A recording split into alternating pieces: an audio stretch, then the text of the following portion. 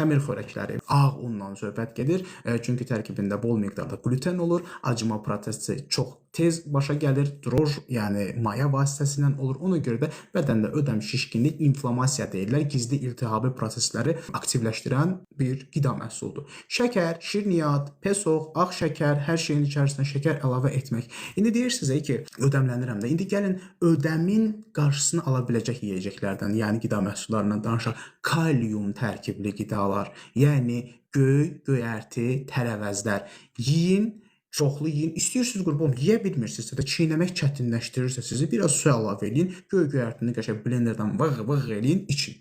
O kalium qəbulu sizin orqanizminizə çox gözəl təsir göstərəcək. Natrium çoxdur, duzlu yeyirsiniz, yağlı yeyirsiniz, xəmir yeyirsiniz, əcəb eləyirsiniz. Əcəb eləyirsiniz. Natriumu artırırsınız, natrium balansı pozulur, kalium elektrolit balansı pozulur orqanizminizdə. Siz də kalium qəbul edin də göy göyərtidən. Nə olacaq ki? Bunu verirsiniz, bunu da verin də.